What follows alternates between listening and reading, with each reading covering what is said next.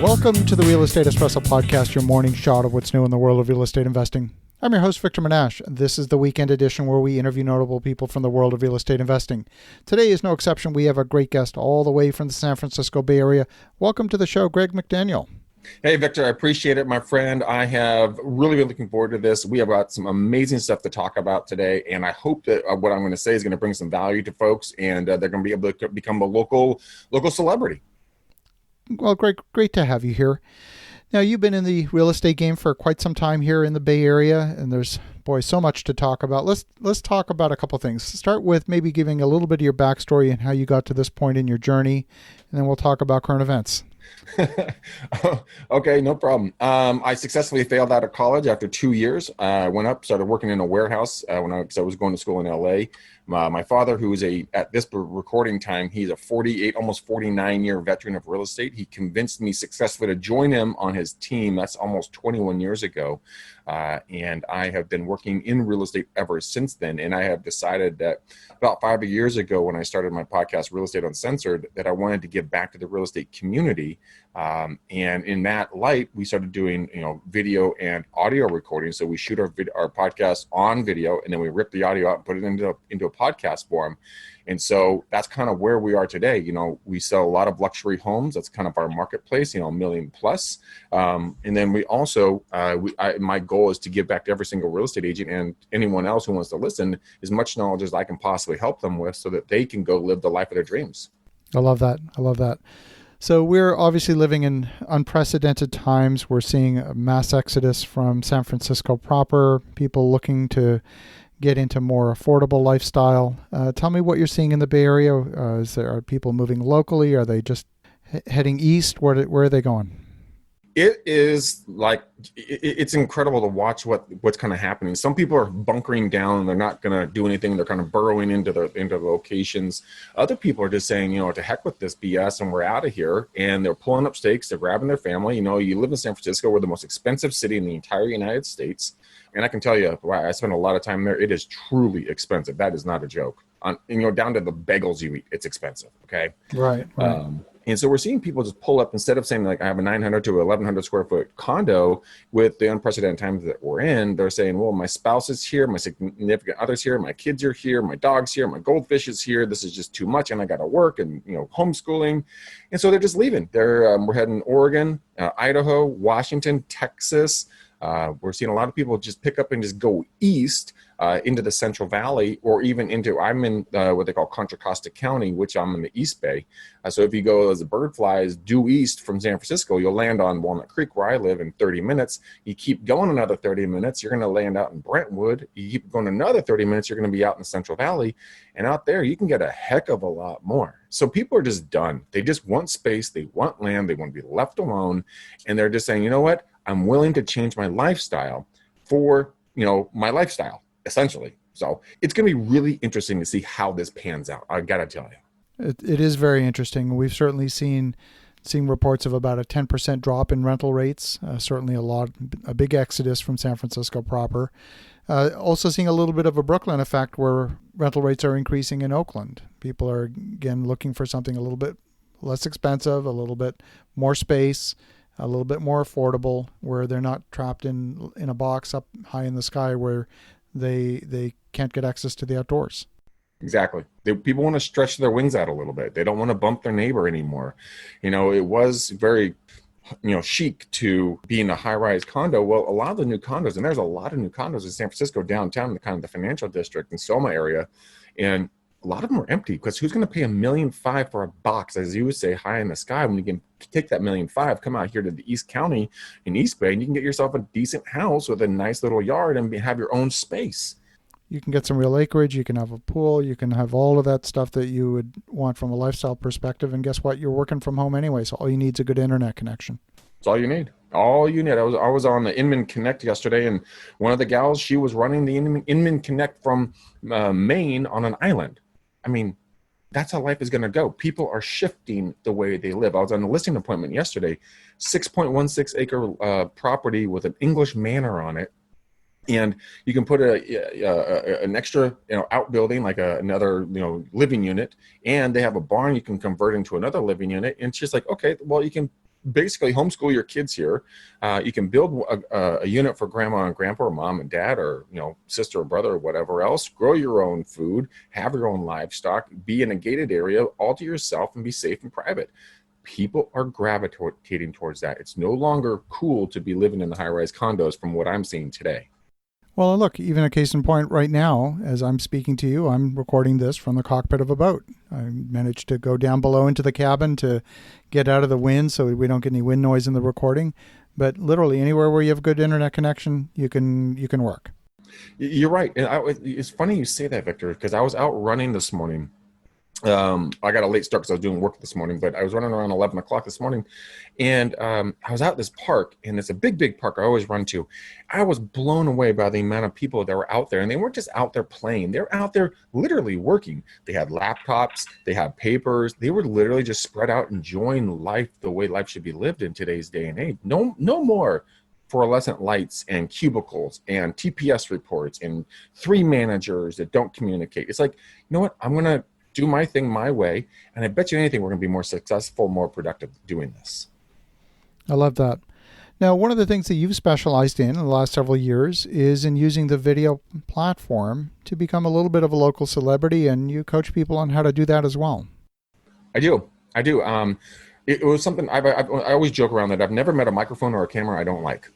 And so, when I told you I failed out of college, I did, and when I was working in the warehouse before my dad recruited me into real estate, my whole plan was to go down and become a movie star in Hollywood. Obviously, that didn't happen. So what I decided to do, I decided to still do camera work. So as soon as Facebook Live came around, I apologized to all my friends and family, and I said, guys, you're going to see a lot of me, and I'm going to be out here in front of you guys and having fun, and you're going to see everything I do. And so I started just messing around, Victor. I just started playing with the camera, and I would record myself doing this, and then I would, show myself doing open houses or, new listings or a different restaurant or just fill in the blank, right? And as I progressed, as I got better at this, my camera stepped up in quality. Now I have the iPhone 10. I also have what they call it's a DJI Gimbal 3, and DJI is the maker, and it has stabilization capabilities on it, which is unmatched. You can do like cinematography with this thing that makes you look like you're in the movies when you film with this thing. It's $119. And so what I'm doing is I go around and I use my DJI gimbal and my iPhone 10, and I just interview folks about their business, about their life, about what's going on. What are their opinions about COVID? What are their opinions about the real estate market? And I just ask questions. And as I do this, I don't know if anyone's watching me. Obviously, there are hundreds of thousands of people that watch, but I've had 2 very, very strange but awesome instances here in town. I was going to Starbucks to meet a client, and I walk in the door, and this guy is just looking at me. And I couldn't figure out why this guy's looking at me. I'm like, oh my gosh, did I do something to this guy in a past life or something? Like, what's going on? He comes up to me and goes, you don't know me, but I watch everything you put out there. And I'm like, oh, is that a good thing? And it turns out to be a super awesome guy. He's actually a real estate investor. He and I sat down and rapped for like 30 minutes or so. My client texted me they couldn't make it, but it was kind of like a divine intervention. We kind of sat there and had a good conversation. And it's because I put out the video. And another situation is that I was in the bank just doing some banking a couple of months ago, and I see this guy pop his head up, stare at me. And I'm like, oh man, what's going on? Is there someone that I have something on my face? What's going on here? And he jogs over to me and goes, you're Greg McDaniel. And I'm like, yes, I am. He said, I watch your videos. I'm like, awesome. What's your name? And ends up, he's a bank teller, and he's been a real estate investor and a real estate advocate for a long period of time. And he found out the stuff I was putting out around about the local people and the local businesses. And he's like, here's my card. Love to connect, keep doing the great work.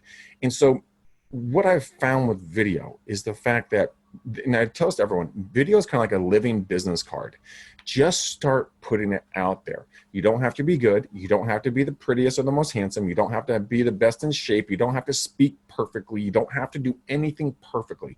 Just be the human being that you were created as. People will gravitate towards you because you have something of value in their life. You could literally be a purple Smurf. And as long as you bring content that's valuable to people, they will listen to you, watch you, follow you, and then eventually hopefully do business with you. But as long as you're consistent and persistent in regards to the production of your video content, people will come to you. Some of the easiest places to start when it comes to doing video is right on your phone, guys. It's Instagram stories, Facebook stories. You go do, 1 to 2 Instagram stories every day. It doesn't have to be long. They're 15 seconds, right? Do 1 or 2 of them. They generally will save to your camera roll. Go to your camera roll, post them again on your Facebook stories, do 1 personal, 1 business, and lay it out there. That's it. Start there. Then once you get comfortable, you can do IGTV or Instagram Live. Those are 2 different things, but do that. And you also do Facebook Live. You don't need any other equipment except for your phone, and just sit there, be the most perfect human being you possibly can. People will love it. I will actually challenge you. If you start doing this and you guys want to tag me, Greg McDaniel, in your posts, I will bet you dollars to donuts you will not get a single negative comment when you do your video. Everyone will be like, awesome, great work, you look amazing, great content, so on and so forth. So that's how I would start doing video, and you'll see how people will respond to you. I love that. And for a couple of years before I started the audio podcast, I was actually doing a fair bit of video. And what I found was that the amount of time that it took to produce the video was significantly more than the audio equivalent. And in particular, if I made a mistake, if I needed to edit something, the effort involved in editing video was 10 times more. But what you're saying is, don't worry about it. Just be as imperfect as you are. Don't worry about the ums and ahs and the stumbles. Just let it go and just be yourself. Yeah. I make fun of myself all the time. I will trip over my tongue like nobody's business. But you know what? I'll just say, well, that's not a real word. That's not the right English. Oh my gosh. I was raised by an English teacher. I should know better. And I laugh at myself and I move forward. We have this preconceived notion in our minds, Victor, that we have to be like the people we see on movies and on the news, because those people are, professionally trained how to deliver specific, sentences and verbiage and how to look and everything else. People aren't looking for perfect anymore. There was that time when on video you had to have the Lamborghini, the hot girls, the helicopters, the yachts, all this stuff, and had to be wearing the nicest clothes. People want imperfect, perfect. They just want real. They want raw. They want gritty. They want you. They just show up as you. Now, a lot of you guys, if you don't know me, and you probably don't, I made a decision a number of years ago, because I used to be the guy in the, sports coat with the custom shirts, the custom pants, and, the designer shoes, all of this stuff, right? I didn't feel like it was me. And so I just made a decision personally. Now, obviously, you guys make your own decisions on how you want to be presented to the world. I said, you know what? To the heck with that, man. And I threw on a baseball hat, which I'm wearing right now. I threw on a t-shirt and shorts. I was at a $3.5, almost $4 million listing yesterday. I was wearing jeans, Vans, and a t-shirt. And you know what? The sellers were in t-shirts and shorts. Nobody cares about perfection. Now, if that's what you really like, now, like I said, present yourself the way you want to be presented to the world. But you can be your authentic self, and people will gravitate towards you. You can't be perfect for everyone. You cannot make everybody happy. That's good, because they're not your type, right? Just be you. Your tribe will come to you. Just start putting content out there. Just start putting the video out there. And you know what? If you don't know what to talk about, I call it everybody's special magic power. This is something like, Victor, if you were listening to this and you're like, well, Greg, I don't have anything I can talk about. I'm new in investing. I'm new in real estate. I'm new in blank, fill in the blank. Talk about something you're really knowledgeable about. Victor, you're in a boat right now. You obviously know how to sail. So you know what? Talk about sailing. Talk about the sails. Talk about how to do what you do on a boat, right? But do the header and the footer of like, hey, this is Greg McDaniel with eXp Realty. Today we're going to be covering blah, blah, blah about, the yakety schmack boat. Cover that content. Hey guys, this is Greg McDaniel with eXp Realty. I hope you enjoyed the content about the boat. Stay tuned for the next one. If you have any questions about boating or real estate, my number is 925-915-1978. See you on the next video. And you're done. It's that simple. I love that. Well, and certainly for someone who produces a podcast a day, 7 days a week, for now over 950 episodes, something that's certainly not an issue for me. But it's a question that I get often from folks, is what do I talk about? And For me, it's fairly simple. It comes down to a few different categories of content. Number one, evergreen content. That is something that is timeless. Number two, what's called a tie-in. So if there's something topical happening in the news, in the world of investing, I'll talk about that. Now, that's not timeless content, but if the Federal Reserve drops interest rates, I'm going to talk about that in a timely manner. I'm not going to talk about it 3 weeks later because then it's irrelevant. So definitely a tie-in, number two.